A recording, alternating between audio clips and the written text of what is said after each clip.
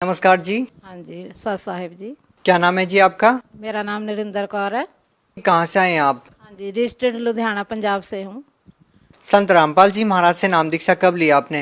हाँ जी, 2016 में 25 दिसंबर 2016 को हम सतगुरु रामपाल जी की शरण में। संत रामपाल जी महाराज जी से नाम दीक्षा लेने से पहले आप क्या भक्ति साधना करते थे? हाँ जी, मैं सिख फैमिली से बिलोंग करती थी। पहले मैरिज से पहले गुरुद्वारा को मानते थे, पाठ पूजा वहीं का करते थे, सिमरन। और उसके बाद फिर शादी के बाद 1982 से राधा स्वामी पंथ से जुड़ गए। तो वहाँ से लेकर अभी 2006 तक 24 साल तक राधा स्वामी पंथ से जुड़े रहे। वहाँ भी सत्संग सुनने जाते थे, सिमरन करते थे, ब्यास जाते थे। तो लेकिन जैसे जैसे काल की भक्ति कर रहे थे तैसे तैसे माना दुख बढ़ रहे थे, सुख नहीं कोई हो रहा था। तो ऐसे ही हम ढूंढ रहे थे कि परमात्मा कौन है, वो कैसा है, कहाँ है। कहते हैं कि वो सुख का सागर है, शांति का सागर है, तो वो सुख शांति तो हमें मिल नहीं रही। तो इसलिए हम उनको ढूंढ रहे थे। तो उसके बाद 2006 में प्रजापिता ब्रह्मा कुमारी आश्रम हमारे घर के पास ही खुला। तो वो 8 दिन का कोर्स देते हैं। पहले वहाँ गए, हम आत्मा परमात्मा के बारे में बताया, परमात्मा कौन है, उसके साथ हमारा क्या संबंध है, वो कहाँ रहता है, कैसे मिलता है। तो ऐसे हमें लगा कि शायद यहाँ से परमात्मा हमें मिल जाएगा।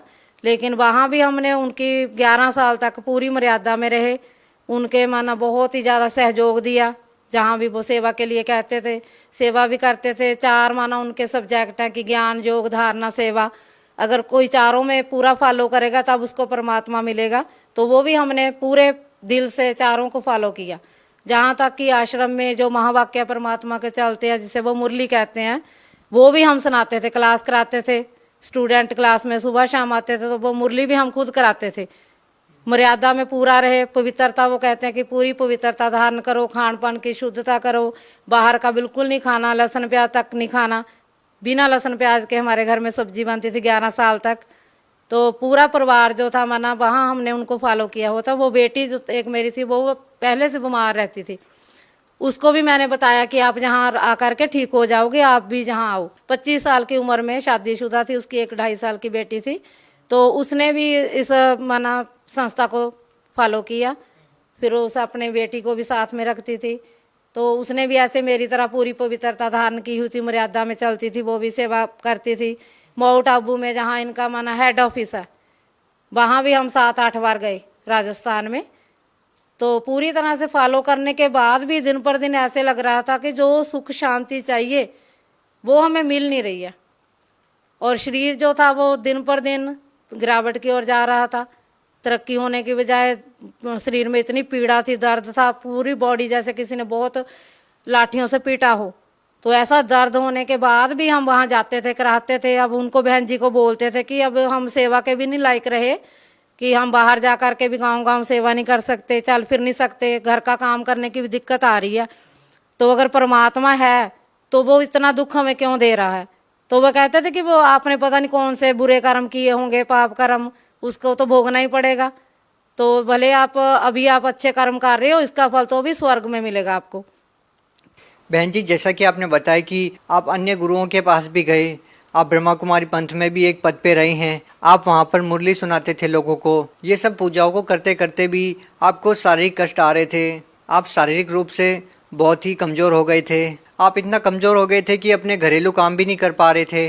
तो हम आपसे पूछना चाहते हैं कि उसके बाद आपको इन सब बीमारियों से निजात कैसे मिली?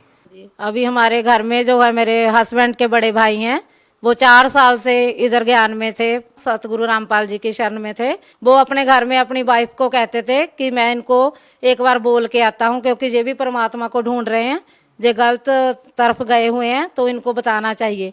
तो लेकिन वो आने नहीं देते थे कि जो इतने पक्के हैं उधर मर्यादाओं में, इतना माना बाहर सेवा के लिए जाते हैं जगह जगह पर, तो उनका प्रचार करते हैं तो जो मानेंगे नहीं। तो उन्होंने फिर वो मेरी बेटी को जब देखा, कहते इसको क्या हो गया, जितनी कमज़ोर हो गई है, क्या हो गया इसको। तो जब हमने बताया कि इसको हमें समझ में नहीं है कि इसको क्या बीमारी है, भी बिल्कुल भी जो ठीक नहीं हो रही दिन पर दिन, तो उन्होंने कहा कि आप ज्ञान गंगा पुस्तक दे के जाऊँगा, आप वो पढ़ना, और आप टीवी पे साधना चैनल पे सत्संग आता है सतगुरु रामपाल जी का, आप सत्संग सुनना शुरू करो, उसके बाद आप देखना सत्संग सुनने से ही आपको लाभ होगा। तो वही हमने किया। उन्होंने अक्टूबर में 26 अक्टूबर को 2016 में हमें बताया था कि ज्ञान गंगा पुस्तक दे के गए थे हमें। और सत्संग के लिए बोला था। तो हमने सत्संग सुनना शुरू कर दिया। तो 1 महीने के अंदर अंदर जो बेटी थी उसने मन बना लिया कि मैं इधर सतगुरु रामपाल जी की शरण में आऊंगी और मैंने नाम दीक्षा लेनी है।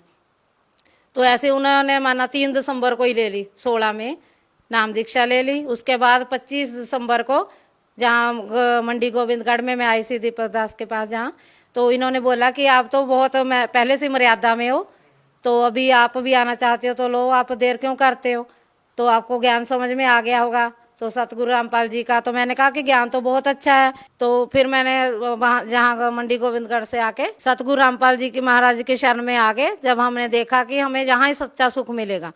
बहन जी, संत रामपाल जी महाराज से नाम दीक्षा लेने के बाद आपको क्या लाभ मिले? हाँ जी, जहाँ से उसी दिन से हमें लाभ मिलने शुरू हो गए। मेरे शरीर की जो बीमारियां थी उसके लिए मैंने कोई विशेष इलाज नहीं करवाया, कोई भी दवाई वगैरह नहीं ली। क्या क्या बीमारी थी आपको? हाँ जी, मेरे सर्वाइकल था, डिस्क था, गोड्डे चिकनगुनिया हो गया था, उसकी वजह से गोड्डे नहीं चलते थे, जोड़ों का दर्द था। तो बिल्कुल असमर्थ थी मैं काम करने में, बैठे रहती थी, सोचती थी काम कैसे करूं। क्या आपने कोई इलाज भी करवाया था? हाँ जी, इलाज पहले तो बहुत इलाज करवाए, लेकिन गुरुजी से नाम दीक्षा लेने के बाद मैंने कोई भी विशेष इलाज नहीं करवाया, सतभक्ति शुरू कर दी। सतगुरु रामपाल जी महाराज की शरण में आने से बाद मैं बिल्कुल ठीक होगी, 100% बिल्कुल ठीक होगी मैं। और क्या लाभ मिले? हाँ जी, वो बेटी जो मेरी बीमार थी वो भी बिल्कुल ठीक होगी, मैं भी बिल्कुल ठीक हूँ। हस्बैंड ने भी मेरे, वो किसी भी बात को मानते नहीं, वहाँ नहीं मेरे पीछे गए, वो ब्रह्मा कुमारी आश्रम में नहीं गए वो, तो जहाँ उन्होंने भी सतगुरु रामपाल जी महाराज से नाम दीक्षा ले ली। बहन जी, हम एक चीज़ देखते हैं कि जब भी कोई श्रद्धालु संत रामपाल जी महाराज से नाम दीक्षा लेता है तो वो नशा छोड़ देता है। क्या आपके परिवार में भी ऐसा कोई शख्स है जिन्होंने संत रामपाल जी महाराज से नाम दीक्षा लेने के बाद नशा छोड़ दिया? हाँ जी, मेरे हस्बैंड ही करते थे, वो बीड़ी वगैरह पीते थे, तो हम उनसे कहते रहते कि आप संत रामपाल जी महाराज की शरण में आने से आप बीड़ी भी छोड़ सकते हो, तो उन्होंने भी नाम दीक्षा ले ली, अब बीड़ी भी छोड़ दी उन्होंने। बहन जी, आखिरी प्रश्न आपसे पूछना चाहेंगे कि आप भगत समाज को क्या संदेश देना चाहते हैं? हाँ जी, भगत समाज से यही प्रार्थना करते हैं कि हम भी बहुत उस परमात्मा के लिए बहुत घूमे, बहुत ढूंढा उसको। शुरू से ऐसे था कि हम कौन हैं, कहाँ से आए हैं, वो परमात्मा कौन है, वो सच्चा सतगुरु कौन है, तो उसको ढूंढते थे, लेकिन वो कहीं नहीं मिला। हमने पूरे दिल जान से उसको ढूंढा भी, उसकी मर्यादा का भी पालन किया जो भी बताया गया। तो यहाँ आकर के गुरु संत सतगुरु रामपाल जी की महाराज की दया से हम बिल्कुल तंदुरुस्त हैं, बिल्कुल ठीक ठाक हैं। तो हम सबको यही कहना चाहते हैं कि आप परमात्मा सतगुरु रामपाल जी महाराज की शरण में आओ, नाम दीक्षा लेकर के अपना कल्याण कराओ। बहुत बहुत धन्यवाद। सत साहिब जी।